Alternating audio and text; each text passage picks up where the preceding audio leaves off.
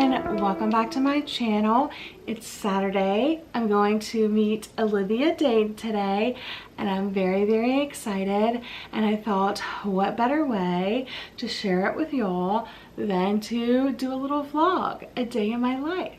Cheers.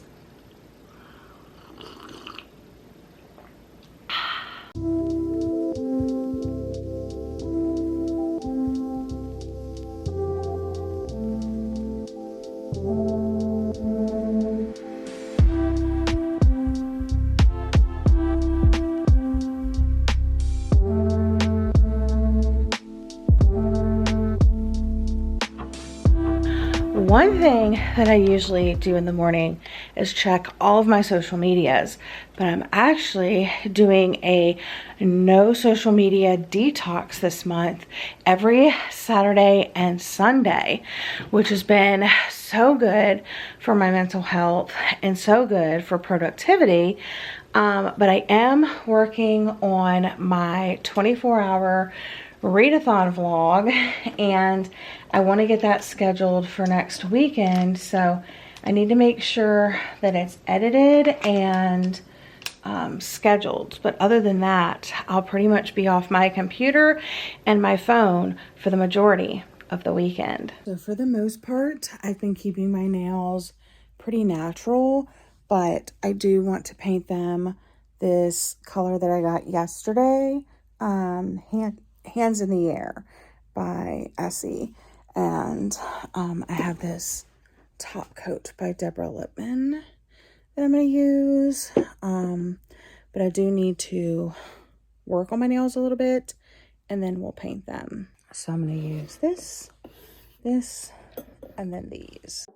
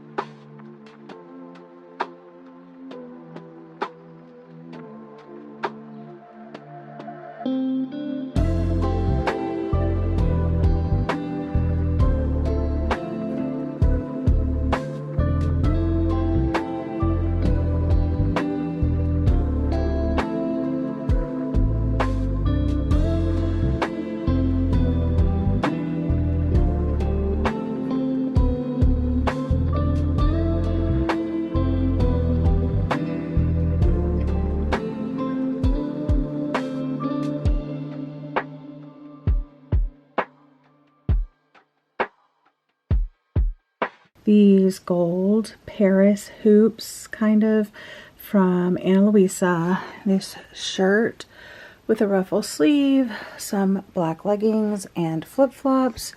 Pretty basic, but super comfortable. Hi.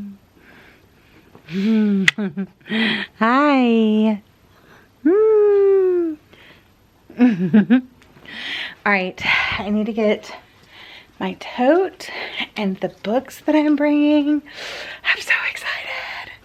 All right, I'm gonna bring my book club tote.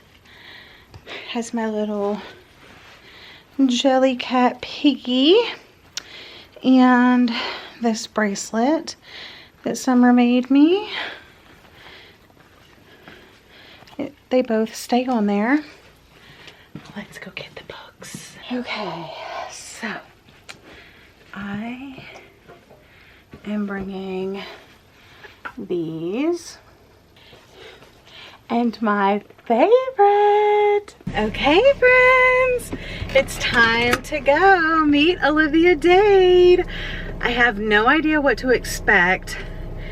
There was very little information available, but I'm just gonna go and hope I meet her.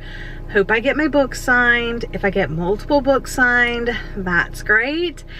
I'm just really excited for the chat, to hear what she has to say, and see what happens. See who I meet there. Let's do this. So off to the library we go.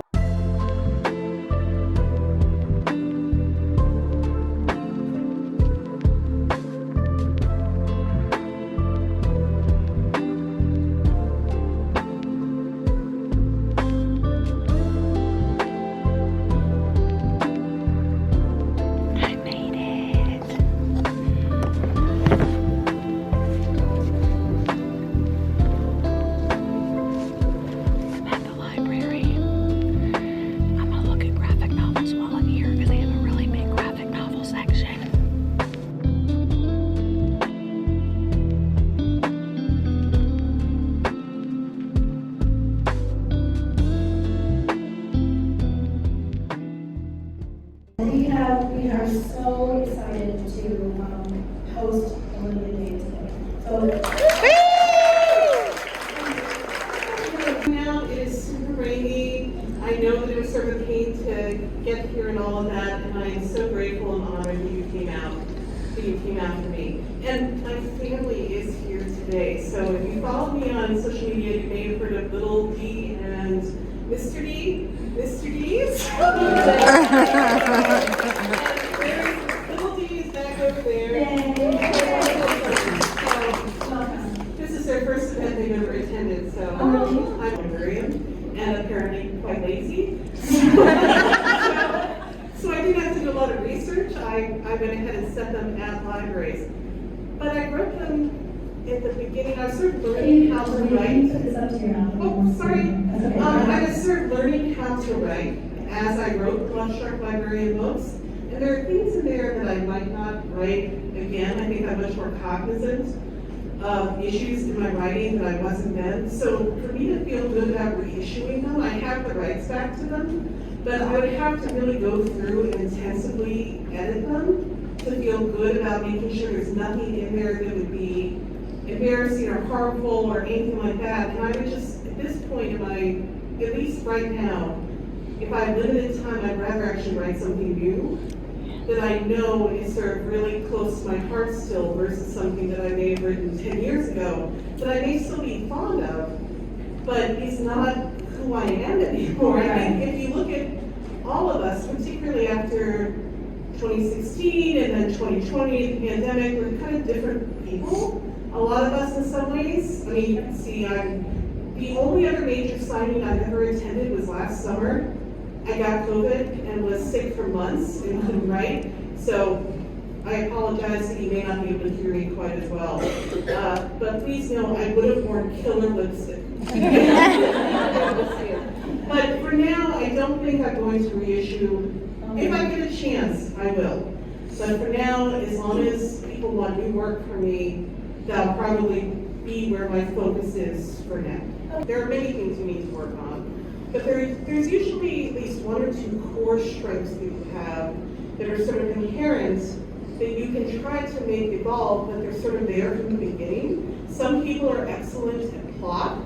I had to remind myself to include plots. My first book that I ever wrote, which will never see the outside of my hard drive, is 90,000 words with nothing but banter. So I think that most of my books, if you were to put them on screen, there would be a lot of stuff that would be hard because it's a lot of talking to each other, or occasionally I reach a point in my books as I'm writing them where I joke that it should be called introspection, the novel. So I have to work out some of that.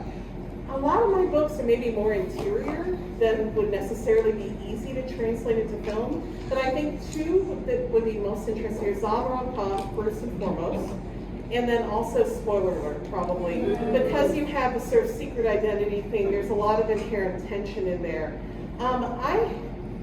As far as who I would cast, I mean, having seen Bridgerton recently, 𝒂𝒂𝒏𝒂𝒔 is obviously amazing. And as far as a male main character, I don't know. I mean, the thing is originally when I wrote it, I was picturing 𝒂𝒂𝒏𝒂𝒔, not who he is personally, because I don't know him. I'm not someone who really gets into actors, but just looks wise, that was just my face. But I'm trying to think one other blonde dude is an anthology of just 3 of my novellas set in Marysburg, because again, super clever, Williamsburg, just made up Marysburg. Can you hear me better? Yes. I apologize. I'm sure whatever you missed was full of wit and great intelligence. Just trust that, no matter what. So the Marysburg books, novellas, and we're 𝒑𝒏𝒏𝒂𝒔. The first one, which is 𝒑𝒏𝒏𝒂𝒔, that's the name of it.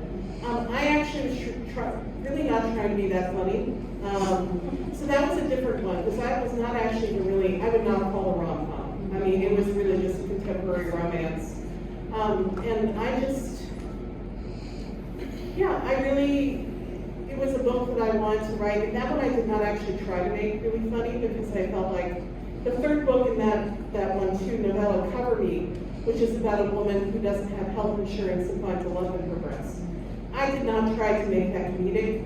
Maybe there is an author out there who could, but that was not the story that I wanted to write, so I didn't really make an attempt to make that funny. I just wanted it to be heartfelt, and in the end, hopefully, something that would leave you feeling good, even if it was hard while you were reading it. After 𝒐𝒏𝒏𝒂𝒔, though, my contract says we're made of comedies. So yes, I wanted to write something, a lot of my female main characters to that point have been very together, very, very competent and together. But a lot of my favorite people in this world, so what you see on the page is very much, I'm glad that it felt authentic, because it is authentic. All teachers can relate to that as a teacher. I was a teacher for 13 years too. We know it's hard. Yeah. Really hard. And so it's part of never today. So yeah, thank you for representing that, right? Myself into all my books, there are pieces of me sort of in all the books, right? Doesn't mean you have to like them. But it does mean that it can be hard, particularly when you first start writing, if people don't like your books, because it's hard. But the thing is that, as Emma once told me, everyone has sort of their inherent strengths, their authorial voice, right? If you read someone who has a strong voice, you could read them and say, this is that author, that they have a strong authorial voice. And you could do the best possible, what she told me is you could write the best possible version of what you do. Like an Olivia Dade book, a book that I can write that has the sort of themes and writing and humor and emotion that I like to put into my books. I could do the best possible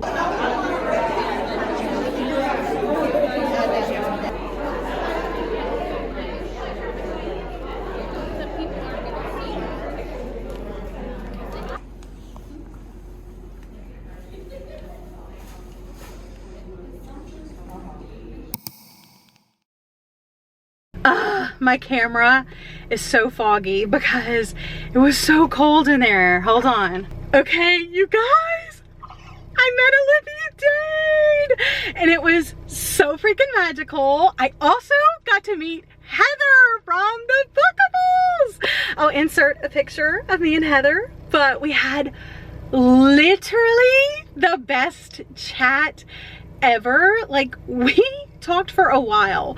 She's so sweet and so nice, and I hope I get to hang out with her again.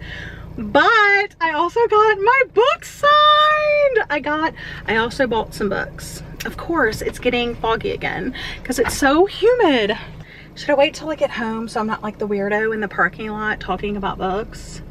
Yes, probably. Okay, friends, I am back from the event and I am so exhausted and I didn't do anything. I basically sat there and waited for her to chat because she had a really good chat, and then we stood in line to get our book signed. And like I said, I ended up bringing the Marysburg trilogy, including Teach Me, 40 Love, and Sweetest in the Gale, which is a bind up of 3 novellas, Sweetest in the Gale, Unraveled, and Cover Me.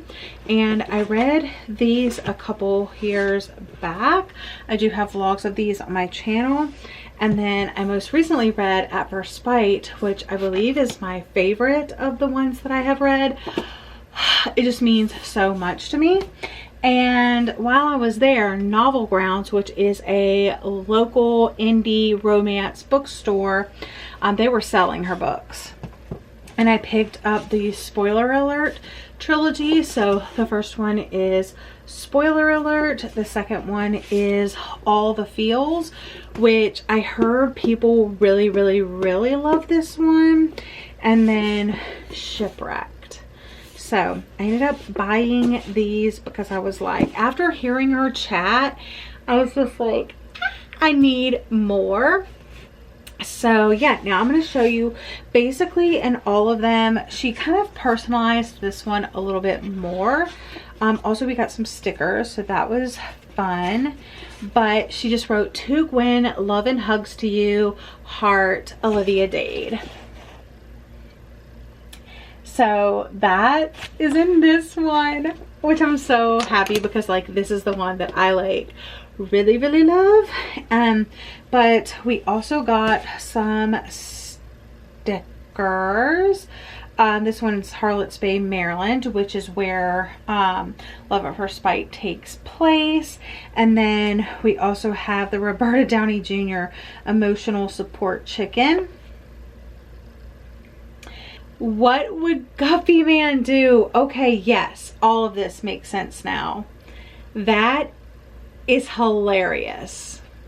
What would Guppy Man do? So all of these are like from At First Bite. So this is the town, Harlots Bay, Maryland.